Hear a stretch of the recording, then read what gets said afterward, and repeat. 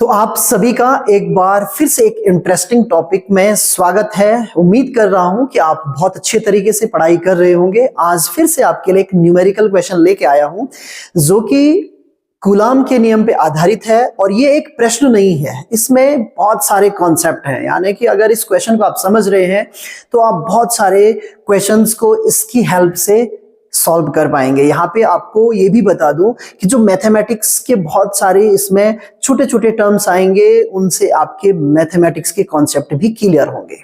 एक बात का आप हमेशा ध्यान रखिए, जो फिजिक्स है ना वो समझने वाला विषय है, शॉर्टकट इसमें नहीं चलेगा। यदि आप अच्छे तरीके से कॉन्सेप्ट को समझ गए, एक बार मेहनत लग भी गई ना आपकी, तो वो हमेशा काम आने वाली है। हम लोग जल्दी जल्दी शॉर्टकट के चक्कर में रहते, फटाफट मिल जाए। यहाँ पे फटाफट वाला नहीं है, ये प्रैक्टिस का सब्जेक्ट है। यहाँ पे जितनी प्रैक्टिस करोगे ना उतना आप इसमें मेच्योर होते जाएंगे, उतना बेहतर कर पाएंगे। तो यहाँ पर एक एनसीईआरटी का क्वेश्चन लिया हुआ है। एनसीईआरटी की बुक में जो क्वेश्चंस दिए गए हैं, खासकर जो क्वेश्चन आपके एग्जाम्पल्स में दिए गए हैं, बहुत बेहतरीन क्वेश्चन है, बहुत बढ़िया क्वेश्चन दिए गए हैं। अगर आपने सारे एग्जाम्पल्स कर लिए तो मुझे लगता है जो उसके न्यूमेरिकल पार्ट्स हैं या जो उसका एक्सरसाइज दी गई उनको बहुत इजीली आप कर लेंगे। वहां इजी क्वेश्चन है, लेकिन यहाँ पर जो क्वेश्चन दिए गए हैं एग्जाम्पल में वो बहुत बेहतर दिए गए हैं। तो यहाँ पे क्वेश्चन है और वो फिगर मैंने लिया हुआ है, पूरा क्वेश्चन नहीं लिया है, इसको मैं एक्सप्लेन कर दूंगा। यहाँ पे ये जो एग्जाम्पल नंबर है 1.6 है, इसमें ये फिगर दी गई है। इसमें लिखा गया है कि चित्र 1.7 में दर्शाए अनुसार किसी समबाहु त्रिभुज के शीर्षों पर स्थित आवेशों Q, Q तथा -Q पर विचार कीजिए। प्रत्येक आवेश पर कितना बल होगा। बहुत ही शानदार क्वेश्चन है। तो आइए इस क्वेश्चन को सॉल्व करना सीखते हैं। ऑलरेडी फिगर दिया हुआ है, नहीं भी दिया होता तो हम फिगर बना लेते। ओके, यहाँ पर जो आपके पास इक्विलेटरल ट्राइंगल है उसके 3 वर्टिसेस दिए गए हैं, 3 शीर्ष दिए गए और तीनों शीर्षेस पे जो है रिस्पेक्टिवली चार्ज रखे गए। यहाँ से स्टार्ट किया, यहाँ पे चार्ज रखा गया जिसको हमने Q1 नाम दिया। इस चार्ज का वैल्यू कितना दिया गया है? इस चार्ज की वैल्यू दी गई है Q दी गई है, राइट। इसको हमने Q2 नाम दिया और इसकी वैल्यू भी कितनी दी गई है? Q दी गई है। और ये जो तीसरा है इसको हमने Q3 नाम दिया, Q3, और इज इक्वल्स टू इसकी वैल्यू दी गई है -Q। तो ये क्लियर हो गया। रिस्पेक्टिवली ये A पॉइंट है, ये B पॉइंट है और ये C पॉइंट है। यहां तक आपको समझ में आ गया। जब भी कभी मैंने कहा क्वेश्चन आप करें, क्वेश्चन से पहले देखिए इनपुट क्या क्या है, क्या क्या चीजें गिवन है और आप क्या क्या जानते हैं, क्योंकि भौतिक विज्ञान में ये 2 चीजें बहुत महत्वपूर्ण होती है। तो सबसे पहले इनपुट है आपके पास इक्विलेटरल ट्राइंगल, समबाहु त्रिभुज। इक्विलेटरल ट्राइंगल की विशेषताएं मैंने आपको बताई थी, फिर से बता रहा हूं। ये एक इक्विलेटरल ट्राइंगल है, तीनों साइड्स इक्वल होती हैं, यानी यहाँ L लंबाई है, यहाँ L लंबाई है, यहाँ भी L लंबाई है। ये एंगल 60 डिग्री, ये एंगल 60 डिग्री और ये एंगल भी 60 डिग्री। ये बेसिक नॉलेज है। इसके अलावा यदि इसकी हाइट की रिक्वायरमेंट होगी तो ये होती है √3/2 इंटू L, कोई भी एक साइड। तो इतना आपको नॉलेज होना चाहिए। ये तो इनिशियल नॉलेज है। इसके अलावा कुछ और चीजों की भी आवश्यकता होगी जिनको हम लोग आगे क्वेश्चन के हिसाब से समझेंगे। ये जो पॉइंट है, देखिए जब इक्विलेटरल ट्राइंगल बनता है तो यहाँ पे थोड़ा सा, जब मैं फिजिक्स आप पढ़ते हैं तो इसमें ज्योमेट्री का भी नॉलेज होना चाहिए, मैथ्स के फॉर्मूलेज का भी नॉलेज होना चाहिए आपको। तो यहाँ पे देखिए क्या है, ये कंडीशंस को थोड़ा एक्सप्लेन कर देता हूं। देखिए यहाँ पे मैंने कितना एंगल बताया आपको? 60 डिग्री। अब ये 60 है, यहां से लेकर यहां तक का जो टोटल एंगल है वो कितना बनेगा? 180 बनेगा। तो ये 60 ऑलरेडी हो गया। कोई भी बच्चा इजीली जो 12th क्लास में पढ़ रहा होगा वो बता सकता है, अगर उसको ये चीज समझ में आ गई है कि ये 60 है तो टोटल एंगल एक स्ट्रेट लाइन पे एंगल जो बनता है वो 180 का बनता है। तो ये रेस्ट ऑफ एंगल कितना बन रहा है? 120 का। अब आप बोलेंगे ये क्यों बताया? इसकी जरूरत आपको इस जगह पे पड़ेगी। ये 120 का यहाँ पे वैल्यू आएगा, यहाँ पर भी 120 की वैल्यू आएगी, राइट। तो ये बेसिक चीजें थी जो इस क्वेश्चन के लिए जरूरी है। अब आगे बढ़ते हैं। हम जो ये क्वेश्चन है उसके लिए कौन सा फॉर्मूला जानते हैं? हमें पता है जो कूलाम का नियम है वो कहता है कि एक चार्ज है Q1, एक चार्ज है Q2, उनके बीच की डिस्टेंस है R।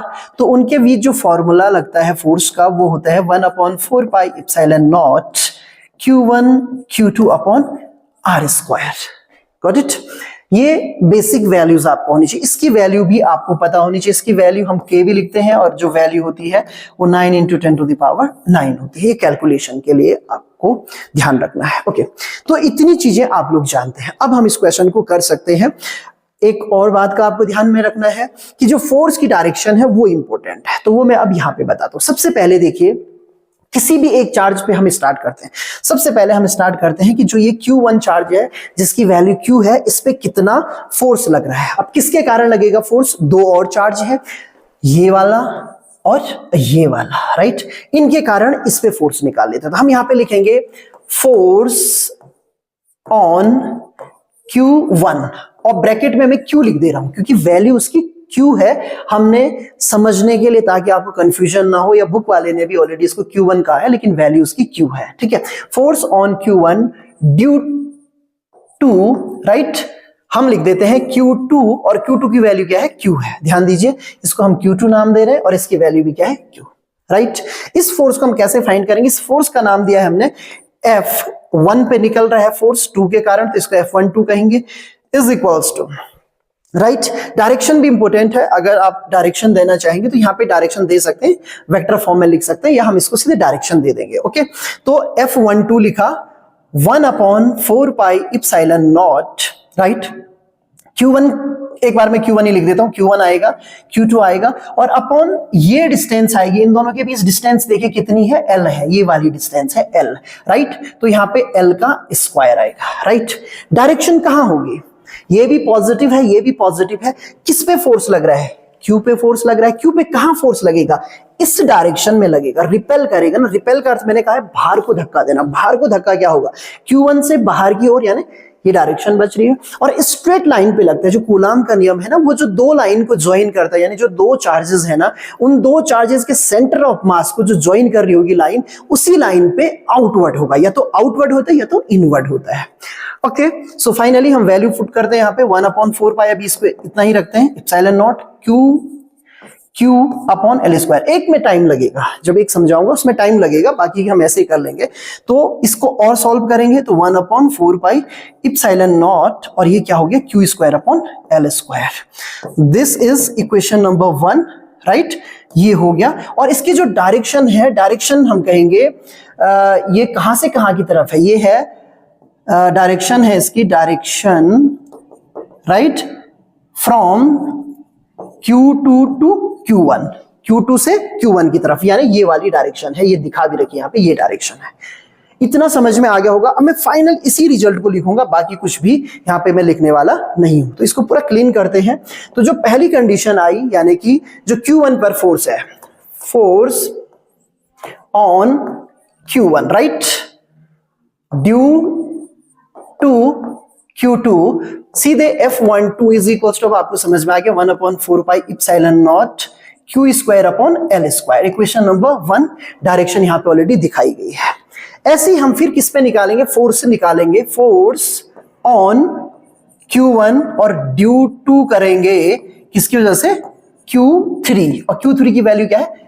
-Q है। अब ध्यान दीजिए, यहाँ पे जब वैल्यू आएगी तो इसको हम नाम देते हैं F13। क्या देंगे? F13 is equals to 1/4πε0। देखिए Q तो Q² आ जाएगा, अपॉन L² आएगा। अब यहां से कंफ्यूजन स्टार्ट होगा। आप कहेंगे पहले पॉजिटिव पॉजिटिव चार्ज थे, तो ठीक है भाई, आपने डायरेक्शन ये बताई। अब एक पॉजिटिव है, एक नेगेटिव है, राइट। तो जब ये जो माइनस चार्ज इस पे फोर्स लगाएगा तो अट्रैक्शन होगा। अट्रैक्शन का मतलब क्या होता है? अगर अट्रैक्ट कोई आपको खींच रहा है तो अट्रैक्शन में नहीं, वो अपनी तरफ खींचेगा। समझ रहे हो?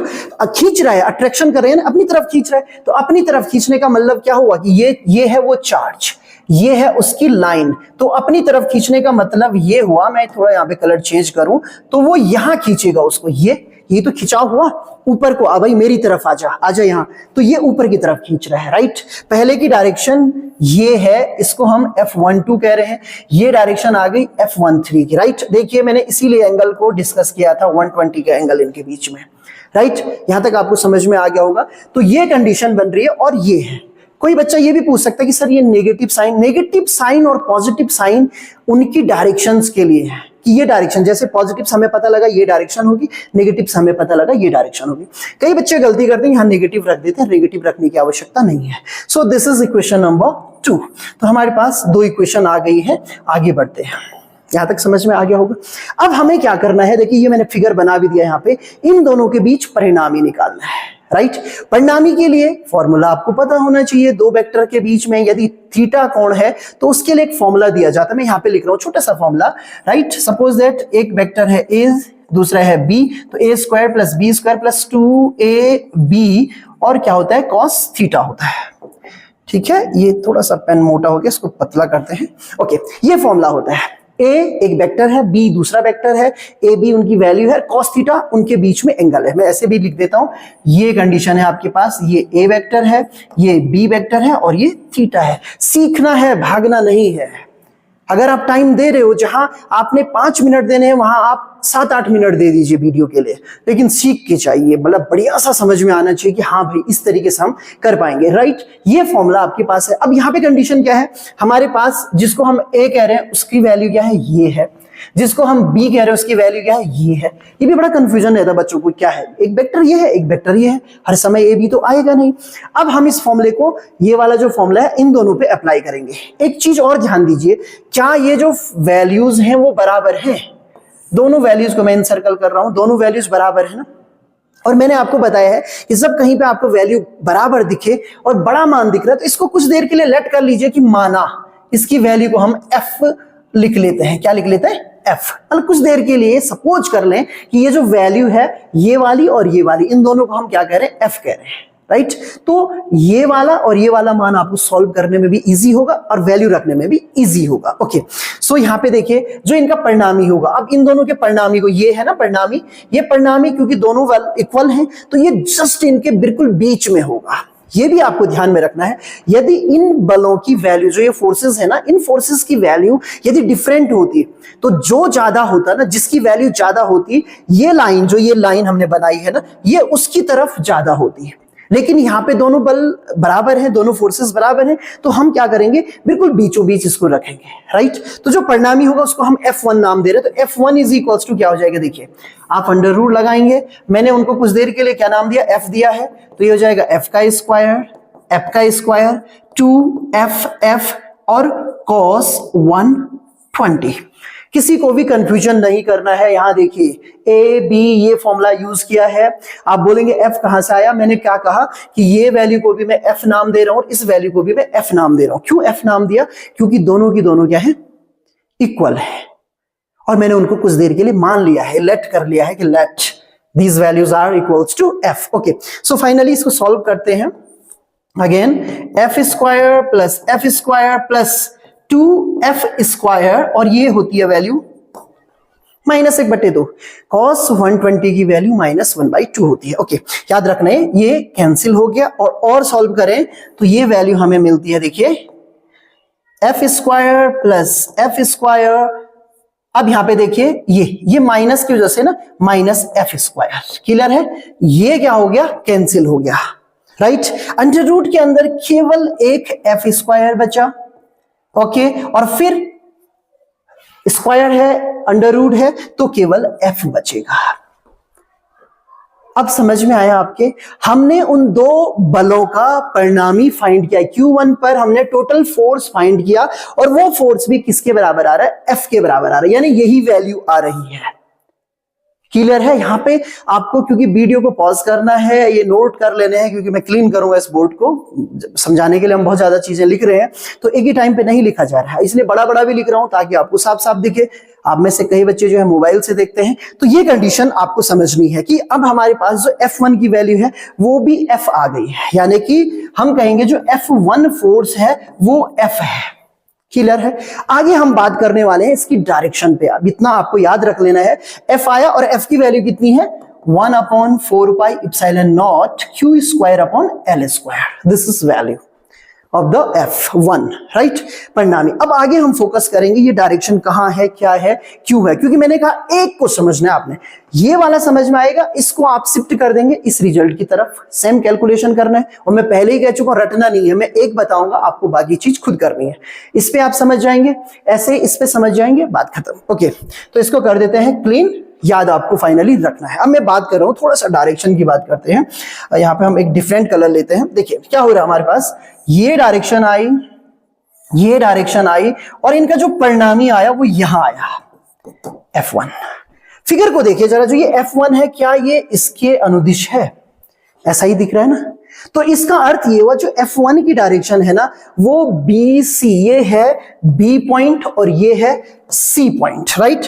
वो किस डायरेक्शन में है, BC डायरेक्शन में है। यानी कि जो F1 है, मैं फाइनली लिखूं, जो F1 फोर्स है, F1 इज इक्वल्स टू है 1/4 pi epsilon nought Q square upon L square, और ये किसकी तरफ है, टूवर्ड्स, राइट, बी से सी की तरफ, ये वाली डायरेक्शन। अब आप कहेंगे ये ऐसे कैसे हो गया, भाई दिशा का मतलब ही ये होता है, दिशा बतानी है ना।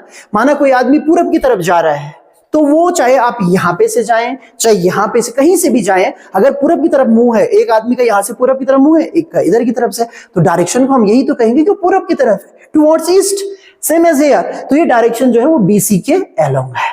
ओके, तो यहां तक आपको समझ में आ गया होगा। फटाफट सा दूसरा कर लेते हैं। अब हमें फोर्स निकालना है Q2 पर, सेम कंडीशन है, राइट, इस जगह पे निकालना है। तो यहां पे मैं सीधे सीधे बता रहा हूं, देखिए जब आप इसके कारण निकालेंगे तो डायरेक्शन ये आएगी, समझ में आ गया होगा, ये पॉजिटिव है। जैसे इसके कारण इस तरफ डायरेक्शन हुई थी, तो इसके कारण डायरेक्शन उधर की तरफ होगी। जब नेगेटिव के कारण निकालेंगे तो यहां डायरेक्शन आएगी। फिर से देखिए कितने का एंगल है, 120 का एंगल है।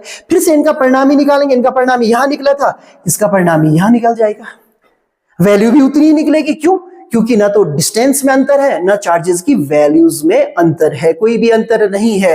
यानी कि मैं यहां पे लिखता हूं, ये तो लिखी है F1 की value 1/4 pi epsilon nought Q square upon L square, ये है BC की डायरेक्शन में। अब जो F2 आएगा, ये वाली वैल्यू जो F2 लिखी है, ये भी इतना ही आएगा 1/4 पाई इप्सिलॉन नॉट, और ये आएगा Q square upon L square. इसकी डायरेक्शन क्या आएगी, ये देखिए, ये डायरेक्शन है इसके अलोंग है, यानी कि AC, तो ये आ जाएगा AC वेक्टर की डायरेक्शन में। यहां तक मुझे नहीं लगता कोई भी कंफ्यूजन आपको अभी तक होगा। यदि आप सही से देख रहे हैं और बढ़िया से समझ रहे हैं, ये चीजें आपकी समझ में आ रही हैं, तो यहां तक आपको समझ में आ गया। दो जो चार्जेस थे, जो Q1 वाला था और जो Q2 वाला था, इन पे हमने क्या कर लिया है, फोर्स फाइंड कर लिया है। तो दो केस जो थे वो बहुत अच्छे तरीके से आपने समझ लिए हैं। वैसे देखा जाए तो ये जो तीसरा केस है इसमें बिल्कुल भी प्रॉब्लम नहीं आनी चाहिए, लेकिन मैंने पहले भी कहा है कि हम लोग जब वीडियो बनाते हैं तो कोशिश करते हैं कि वो सारे स्टूडेंट को ध्यान में रखते हैं, जो अच्छे पढ़ने वाले भी हैं और जो थोड़ा सा धीरे धीरे सीख रहे हैं, दोनों को हमें ध्यान में रखना पड़ता है। तो यहाँ पे हम सारी चीजें एक्सप्लेन करेंगे, जिनको आता है वो फटाफट खुद कर लेंगे, जिनको नहीं आता है उनके लिए एक एक छोटी सी छोटी बारीक चीज यहाँ पे बताई जा रही है। ओके, फटाफट कंडीशन को लेते हैं। अब हमारे पास क्या है कि जब हमें फोर्स की वैल्यू फाइंड करनी है इस Q3 पे, जिसकी वैल्यू -Q है, राइट, और किस किस के कारण करनी, इसके और इसके कारण। यहां पे दोनों केस में क्या होगा, अट्रैक्शन फोर्स होगा। जब ये लगाएगा तो अट्रैक्शन फोर्स होगा, ये लगाएगा तो भी क्या होगा, अट्रैक्शन फोर्स होगा। जब दोनों केस में अट्रैक्शन फोर्स होगा, ये आपको ध्यान में रखना, अट्रैक्शन फोर्स लगा कौन रहा है। हम क्या लिखेंगे यहां पे, हम लिखेंगे force on Q3, that means -Q due to Q1 यानी Q। ये सारी वैल्यूज आपको समझ में आ गई। फटाफट इसकी नाम लिखते हैं, F31 1/4 pi epsilon nought Q square upon L square. इसको एक्सप्लेन करने की आवश्यकता नहीं है, ऑलरेडी आप समझ गए। डायरेक्शन देखिए, डायरेक्शन कहां आएगी, डायरेक्शन आएगी इस डायरेक्शन, यानी कि CA डायरेक्शन में आएगी, C से A की तरफ। क्यों आएगी, क्योंकि फोर्स कौन लगा रहा है, Q1 लगा रहा है, तो Q1 खींचेगा ना, उसको अपनी तरफ खींच लिया उसने। सिमिलरली अब आपको समझ में आ जाएगा, जब हम 3/2 निकालेंगे तो यहां पे वैल्यू हो जाएगी 1/4 pi epsilon nought Q square upon L square, और ये डायरेक्शन होगी CB डायरेक्शन। ये समझ में आ गया होगा। Equation number 1, equation number 2। मैं बाय पार्ट्स आपको समझा रहा हूं, एक एक करके, ये चीज ऐसे, ये ऐसे। मैंने कहा भी कि एक क्वेश्चन नहीं है, ये एक क्वेश्चन के थ्रू आप बहुत सारे कॉन्सेप्ट को समझ रहे हैं। क्लियर हो गया। अब फिर से हम इन दोनों के एक नाम रख लेते हैं एफ वैल्यू, राइट।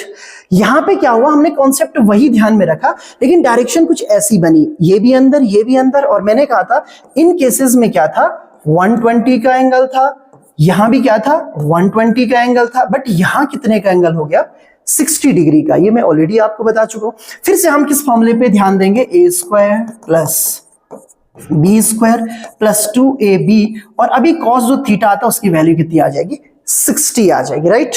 यहां पे चलते हैं, इसको नाम देते हैं f3 under root F square plus 2ff cos 60। Cos 60 की वैल्यू आपको पता होगी 1/2 होती है, तो ये हो जाएगा ये, और प्लस 2f स्क्वायर, और ये हो जाएगा 1/2। 2 से 2 कैंसिल हो जाएगा, फाइनली आपको मिलेगा value F square plus F square plus F square, that means 3f square, ठीक है। और सॉल्व आप इसको अगर करते हैं तो ये f3 is equals to under root 3, और ये f अंडर रूट से कहां आ जाएगा, बाहर आ जाएगा, जो कि ऑलरेडी यहां पे लिखा गया है। अब कॉन्सेप्ट को समझिए, कॉन्सेप्ट क्या है, हमने वही काम किया, वही रूल रेगुलेशंस यूज किए, डायरेक्शन चेंज हुई, डायरेक्शन चेंज होने से एंगल चेंज हुआ, एंगल चेंज होने से वैल्यू चेंज हुई, वैल्यू चेंज होने से मान भी चेंज हो गया। तो जहां f1 और f2 की जो वैल्यू थी वो थी ये वाली, ये जो ये वैल्यू लिखी हुई है, राइट। कंफ्यूज बिल्कुल ना कीजिएगा, आपने ऑलरेडी वीडियो का एक पार्ट देख लिया है, नोट डाउन आपने कर लिया होगा, ये वाली वैल्यूज थी f की, क्लियर हो गया। लेकिन यहां क्या हो गया, ये अंडर रूट 3f के बराबर आ रहा है, यानी कि f अभी भी f ही रहेगा, लेकिन जो f3 की वैल्यू है वो इसके अंडर रूट 3 टाइम्स हो रही है। फाइनली मैं ये कह सकता हूं, इसको क्लीन करते हैं, कि जो f3 की वैल्यू है, f3 is equals to under root 3f। f किसको ले रखा था हमने लिया था 1/4πε0 q square by l square को लिया था, क्लियर है। इसकी डायरेक्शन कहां आ रही है, डायरेक्शन ठीक यहां से आएगी नीचे की तरफ, ठीक। हम ये भी कह सकते हैं right bisector of A B, जो ए बी है उसका क्या है, राइट बाइसेक्टर, ये 90 डिग्री का एंगल, 90 डिग्री इधर से आप देख सकते हैं, ठीक बीचों बीच से कहां जाएगी डायरेक्शन, नीचे की तरफ जाएगी। ये पहली कंडीशन थी, ओके। तो ये सारी वैल्यूज यहां पे लिखी भी गई हैं, और आगे इसमें बढ़ते हैं, क्लियर है। अगर हम कहें कि ये तीनों फोर्सेस, मैंने जैसे कि एक्सप्लेन किया था, इसकी डायरेक्शन ये आ रही थी, ये किसके अलोंग थी, इसके अलोंग थी, इसकी डायरेक्शन ये आ रही थी, ये किसके अलोंग थी, इसके अलोंग थी। यदि हम इनका लोकस ले, जैसे इन फोर्सेस को हम ऐसे बैक ले लें, राइट, तो इनके बीच कितने डिग्री का एंगल आएगा, 60 डिग्री का एंगल आएगा। इन दोनों का हम रिजल्टेंट निकालेंगे, तो इन दोनों का फिर से रिजल्टेंट कहां निकलेगा, इन दोनों का रिजल्टेंट निकलेगा यहां, क्लियर है। इसका रिजल्टेंट कहां है, ऊपर की तरफ है, इसका रिजल्टेंट कहां है, नीचे की तरफ है। तो ये दोनों अगर हम माने कि ये एक पॉइंट पे एक्ट करेंगे, तो ये क्या कर देंगे, एक दूसरे को कैंसिल करेंगे। मीनिंग समझ में आ रहा है, जो F21 है और जो F12, यानी कि इसको हमने नाम दिया F1 और इसको नाम दिया केवल F2, ठीक है। इनका यदि हम परिणामी निकालें, फिर से इन दो बलों का हम परिणामी निकालें, वो आएगा ऊपर की तरफ, और वो कितना आएगा, वो आएगा अंडर रूट 3f ही आएगा, राइट। उसकी डायरेक्शन कहां होगी, ठीक ऊपर की तरफ, इसकी डायरेक्शन कहां है, नीचे की तरफ। तो फाइनली क्या होगा, ये एक दूसरे को क्या करेंगे, कैंसिल आउट कर देंगे। मैं क्या कह रहा हूं, ये डायरेक्शन नीचे की तरफ, इन दोनों का परिणामी निकालेंगे तो इसकी डायरेक्शन ऊपर की तरफ, और एक फोर्स ऐसे एक ऐसे है, ये जीरो करेंगे। तो जो ये पूरा तंत्र है, जो पूरा सिस्टम है, उस सिस्टम में जो टोटल फोर्स है ना, उसकी वैल्यू क्या हो जाएगी, जीरो हो जाएगी। तो देखिए कॉन्सेप्ट वाइज भी बहुत बढ़िया है। यहाँ पे 2-3 वेराइटीज क्वेश्चन को करने की हमें मिल गई है। डायरेक्शन का आपने ध्यान रखना है। फाइनल आप ये ध्यान रखें कि क्या क्या चीजें आपको ध्यान में रखनी। एक, आपको ये ध्यान रखना है कि दो चार्जेस के बीच में डिस्टेंस होनी चाहिए, चार्जेस की वैल्यूज पता होनी चाहिए। इसके अलावा एंगल्स का आपको नॉलेज होना चाहिए, और साथ में ये नॉलेज होना चाहिए कि जब पॉजिटिव नेगेटिव है तो डायरेक्शन क्या होगी, नेगेटिव नेगेटिव है तो डायरेक्शन क्या होगी, पॉजिटिव पॉजिटिव है तो डायरेक्शन क्या होगी, राइट। और ये ध्यान भी रखना है कि फोर्स कौन सा लगा रहा है। हम अट्रैक्शन तो कहते हैं, अगर फोर्स ये वाला लगा रहे हैं तो डायरेक्शन यहां आएगी। अगर यही फोर्स लगा रहा होता है तो डायरेक्शन कहां को आई थी, उस चार्ज की तरफ आई थी। तो आपको ये ध्यान में रखना कि फोर्स कौन सा वाला चार्ज लगा रहा है। तो थैंक यू, आप पढ़ाई करते रहें और आगे भी मैं आपके लिए न्यूमेरिकल क्वेश्चंस सॉल्व करता रहूंगा, और साथ में जो कॉन्सेप्ट वाइज वीडियोस भी हैं वो भी आते रहेंगे। आप लोग इनको देखते रहें और समझते रहें। यदि आपकी कोई क्वेरी हो, आपको लगता है कहीं पे कुछ चीज आपको पूछनी है, तो आप जरूर पूछिए। Thank you.